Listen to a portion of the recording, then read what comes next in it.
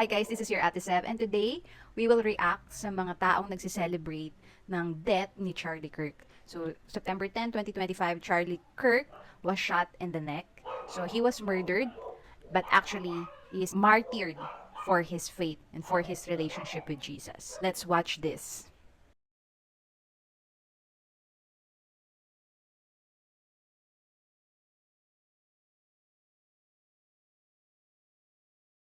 Charlie Kirk got shot and killed. How do you feel? Happy. Goodbye. Wow. Did you see that Charlie Kirk just got shot and killed? That's good. Wow. That's good. That's good that people are getting shot just off a political view. Good that people are dying in America. Charlie Kirk gets shot and killed today. We're just getting people's opinions. How do you feel about that? Girl, someone had to do it. And that's how I feel at this point in time. Charlie Kirk is? Yeah, he's a who shoot. I'm like, yeah, he's an you know. Ang masasabi ko lang, only demons celebrate death. So, yes, ang reaction ko lang dito is Satan is real. We have enemy, and the only enemy here is Satan. Siya lang ang kalaban ng mga tao. Since the beginning, ang enemy lang, si Satan lang ang nanggugulo. Since the garden. And I want to share with you guys na makakanood nitong video na to. Kung umabot ka sa moment na to, salamat sa panonood mo. Spiritual warfare is so real at yun yung nangyayari. Every day, we are in a battle. Every day, we are at war with our enemy, Satan. And ginamit lang ni Lord itong tao na to na si Charlie Kirk na madami ang makakilala kay Lord Jesus.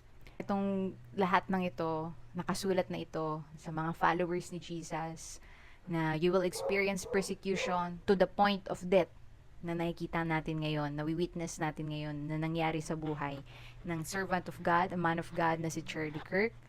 And even yesterday, gumawa din ako ng video about yung nangyari nga ito, news na to, because ako mismo na pinapanood ko si Charlie Kirk and na-share ko nga din na isa siya sa mga taong naka-encourage din sa akin to share the gospel boldly and full of courage.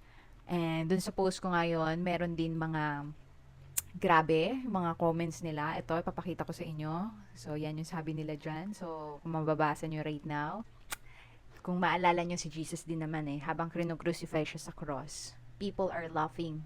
People are mocking God.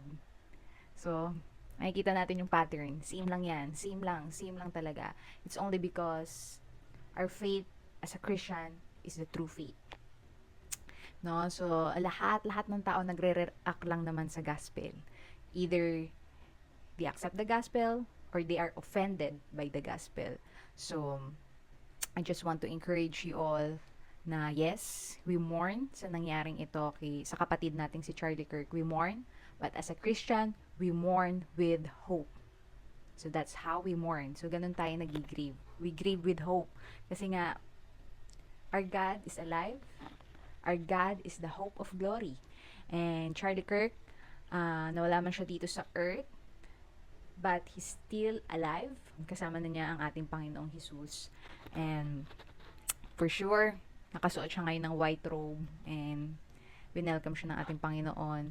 So, that's how we see this as a Christian. So, yes, we mourn for a moment. We grieve for a moment. Pansin nyo, dito sa post nga dito sa picture na to, ni Charlie Kirk, na alam naman niya alam niya, na-foresee niya din, if you will eliminate me, hindi doon matatapos. Hindi doon, you can kill a Christian, you can end a Christian, but the gospel will not end. And that's the best part. So tayo, mga Christian na nandito pa sa mundong to, that's our job. And we need to focus on our own race. We need to focus on our race that has set before us.